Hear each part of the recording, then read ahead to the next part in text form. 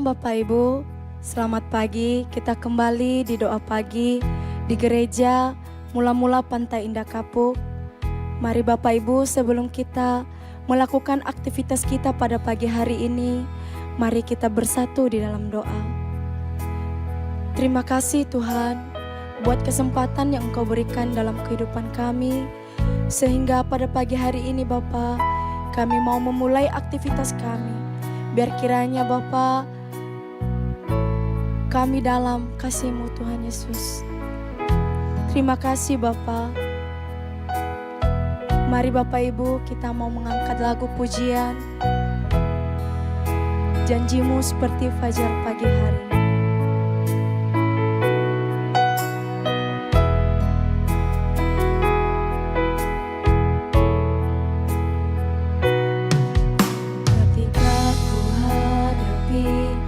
Kehidupan ini, jalan mana yang harus ku pilih? Jalan mana yang harus ku pilih? Ku tahu ku tak mampu, ku tahu ku tak sanggup. Hanya Kau Tuhan tempat jawabanku.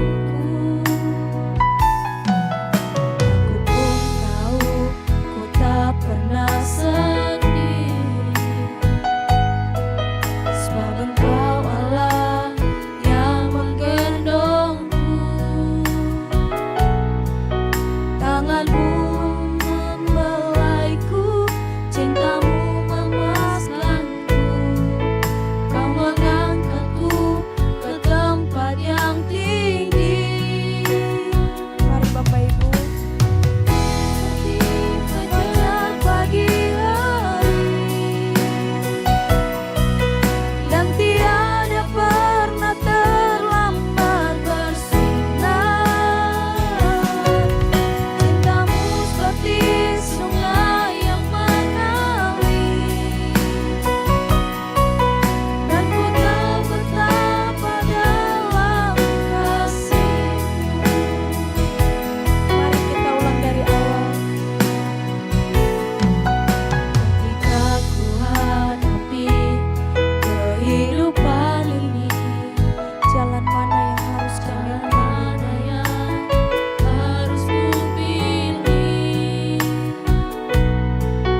Ku tahu ku tak mampu, ku tahu ku tak sanggup.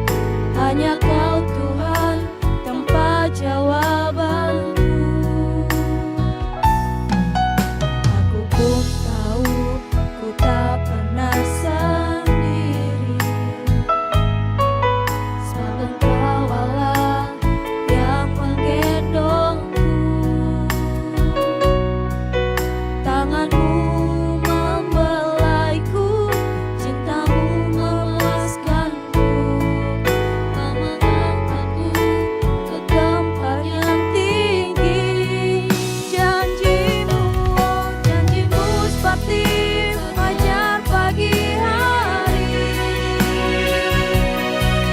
dan tiada pernah terlambat bersinar. Cinta-Mu seperti sungai yang mengalir, ku tak betapa dalam kasih-Mu. Janji-Mu seperti fajar pagi hari, dan tiada pernah terlambat bersinar. Cinta-Mu seperti sungai yang mengalir, dan ku tahu betapa dalam kasih-Mu. Mari Bapak Ibu, kita mau lebih sungguh-sungguh lagi mengatakan, aku hadapi kehidupan ini, jalan mana yang harus kami pilih? Jalan mana yang harus ku pilih? Ku tahu ku tak mampu, ku tahu ku tak sanggup. Hanya Kau Tuhan tempat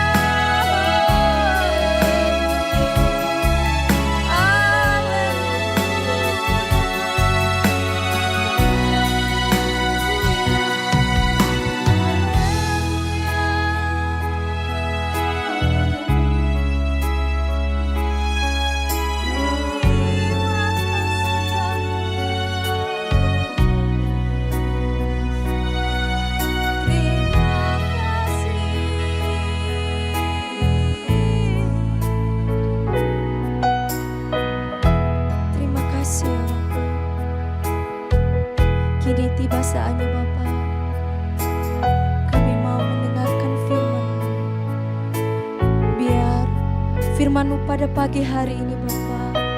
Biar kami dibentuk Tuhan. Hari Bapak Ibu, kita mau mengangkat lagu pujian bagaikan bejana.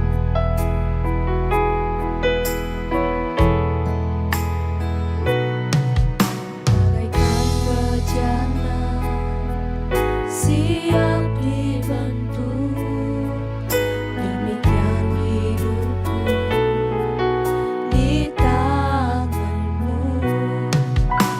Dengan urapan kuasa Roh-Mu, ku dibaharui selalu. Sekali lagi Bapa, jadikanku Allah dalam rumah-Mu. Inilah hidupku di tangan-Mu. Betulah seluruh kehendak-Mu, pakailah sesuai rencana-Mu. Kita ulang dari awal Bapak Ibu. Bejana siap dibentuk, siap dibentuk. Tuhan, kami mau dibentuk oleh hidup di tangan-Mu. Dengan urapan kuasa Roh-Mu, ku dibaharui selalu. Jadikanku Allah, jadikanku Allah dalam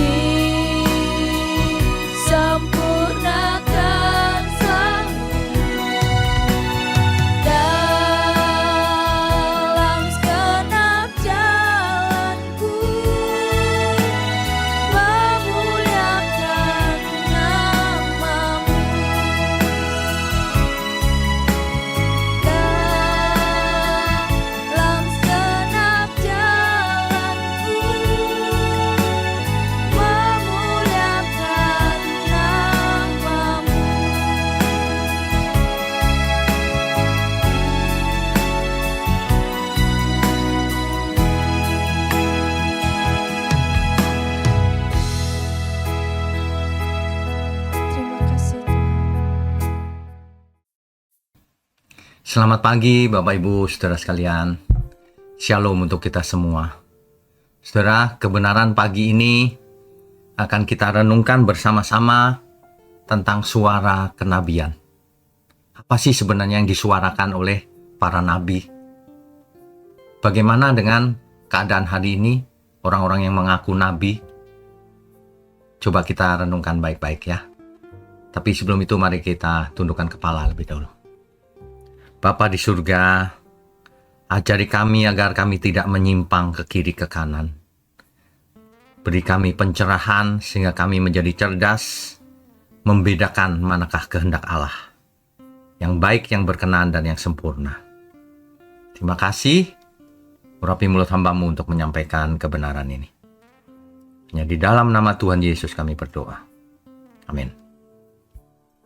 Bapak Ibu Saudara sekalian, jika kita bicara soal suara kenabian, ya, apa sih sebenarnya nabi itu apa sih? Di dalam bahasa Ibrani ada kata navi. Navi itu nabi. Di dalam Keluaran pasal 7 ayat 1, penggunaannya contohnya ya saudara. Harun abangmu akan menjadi nabimu. Maksudnya Harun akan menjadi nabinya Musa, Nabi Musa. Apa maksudnya? Maksudnya Harun akan menjadi juru bicaranya Musa. Bukan peramalnya Musa, juru bicara. Saudara. Jadi sebenarnya nabi itu artinya sama dengan istilah dalam perjanjian baru. Profetes. Pro itu artinya di depan, mewakili. Femi itu artinya berbicara. Jadi wakil bicara. Jadi juru bicara. Itu arti nabi, saudara. Ya, kita lihat di Yesaya pasal 1 ayat 16-17. Basuhlah, bersihkanlah dirimu. Nanti dibaca lengkapnya ya. Belajarlah berbuat baik, usahakanlah keadilan, kendalikanlah orang kejam. Belalah hak anak-anak yatim, perjuangkanlah perkara janda-janda. Itu bukan tentang ramalan. Nubuatan ini artinya teguran moral. Makanya nubuatan tidak boleh diartikan, profetik tidak boleh diartikan hanya tentang masa depan saja. Justru sebagian besar tentang masa sekarang. Bertobatlah kau. Intinya itu. Inilah firman Tuhan. Kebenaran. Ya. Di Yeremia pasal 2 ayat 13. Nabi bernubuat, sebab 2 kali umatku berbuat jahat. Nah, teguran juga. Jadi para nabi itu berbicara soal dosa, penyimpangan, ketidakadilan, penyembahan palsu, ala-ala asing. Itu supaya manusia beroleh selamat. Jadi bukan tentang nanti ya, tahun depan ekonomimu membaik. Nanti ya dunia akan kiamat tahun sekian. Nggak ada. Begituan nggak ada. Ya, itu kan orang yang buat-buat di zaman sekarang. Nubuat masa depan sekali lagi memang ada, tapi itu tentang keselamatan, bukan tentang hal-hal fana, bukan tentang ekonomi, jodoh, bisnis, dan lain-lain. Padahal Alkitab itu jelas loh, saudara. Kenapa ya manusia menyimpang ya? Alkitab, firman Tuhan jelas berkata, apa gunanya kau beroleh seluruh dunia ini kalau jiwamu binasa? Dari firman itu mestinya kita tahu yang terutama keselamatan jiwa, bukan seluruh dunia ini. Jangan dirubah-rubah. Firman Tuhan jangan dirubah-rubah, saudara.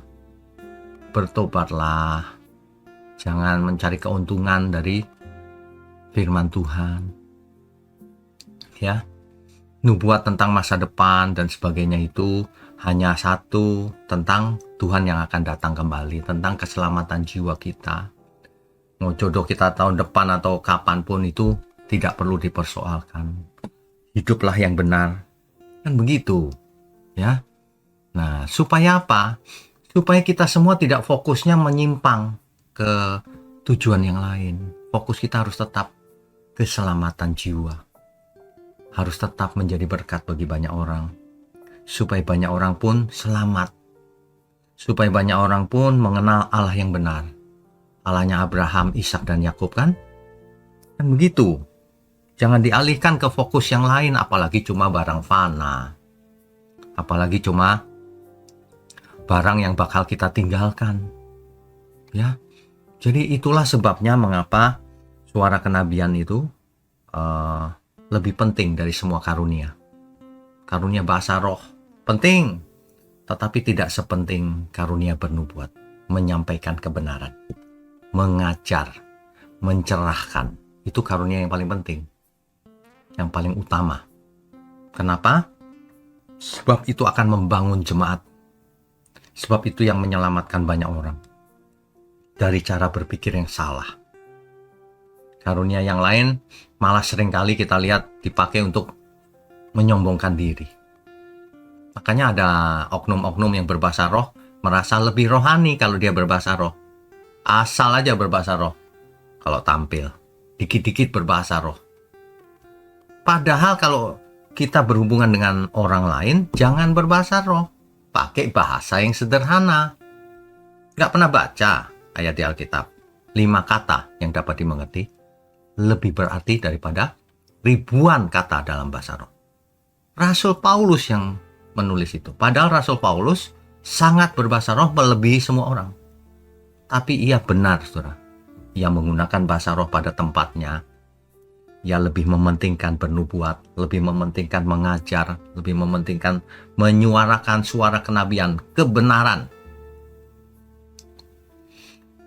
Sekarang pilihan ada di tangan saudara. Saudara mau belajar yang benar atau tidak, gitu saja sih. Ini logikanya sederhana. Saudara mau pilih dunia atau pilih Tuhan, gitu aja. Kalau pilih Tuhan ya fokusnya kekekalan. Selagi kita hidup di dunia ini, semua yang kita lakukan ini dalam rangka untuk menyambut kekekalan. Suara kenabian atau profetik juga sama. Kalau suara yang asli, itu akan menyampaikan yang membuat orang tercerahkan, yang membuat orang menjadi selamat. Cara berpikirnya tidak miring lagi. Itu suara kenabian profetik itu artinya itu. Bukan tentang yang aneh-aneh, aku melihat masa depan. Nah, yang gitu-gitu. Atau nanti jodohmu tahun depan. Padahal nggak terjadi. Ya, banyak penipu di dunia ini memang. Tidak takut Tuhan. Padahal fungsi nubuat itu jelas supaya orang lain selamat. Ya, supaya jemaat dibangun. Sehingga dampak dari nubuatan yang asli, profetik itu, dosa tersingkap, manusia jadi bertobat. Ya, orang boleh berkata yang melihat, sungguh Allah ada di sini. Itu. Jadi jangan sampai kita itu mengarang-arang supaya dilihat rohani, supaya dilihat tanda kutip sakti dekat Tuhan. Apalagi di mulut sering ngomong aku mendengar suara Tuhan, ditampar malaikat baru tahu nanti ya. Bohong di depan banyak orang. Saudara jangan salah mengerti ya. Saya mendengar suara Tuhan juga. Tapi tidak untuk diajarkan ke setiap orang bahwa harus mendengar lewat telinga. Tapi semua orang harus mendengar suara Tuhan lewat suara kenabian yang disampaikan oleh setiap hamba Tuhan yang benar. Yang oknum-oknum penyesat itu jangan diaminkan. Hidup cuma satu kali. Untuk apa kita melakukan ritual keagamaan, kegiatan agama, doa, tapi tidak mau berubah, tapi tidak cinta kebenaran, tapi hidupnya tidak adil, tapi semuanya kemunafikan belaka. Gak ada gunanya kan? Kalau saudara mau ikut doa pagi seperti ini, tinggalkan kemunafikan. Benar-benar mau ikut Tuhan, benar-benar lakukan kehendak Tuhan. Benar-benar hidup kita menjadi suara yang profetis. Mengabarkan kebenaran, baik lewat mulut maupun lewat perbuatan nyata. Jadi, suara profetik itu bisa juga berupa tindakan profetik. Artinya semua perbuatan kita yang menyebabkan orang kalau melihat sungguh Allah ada di sini. Nama Tuhan dipermuliakan. Itu, saudara. Ya, fokus. Dalam dunia manajemen jelas first thing first. Utamakan yang benar-benar utama, yang lain nanti dulu. Itu prinsipnya begitu. Alkitab juga sama. Pikirkan perkara yang di atas, bukan yang di bumi. Ayo kita melakukan seluruh hidup kita ini untuk menyongsong kekekalan. Mari kita tundukkan kepala.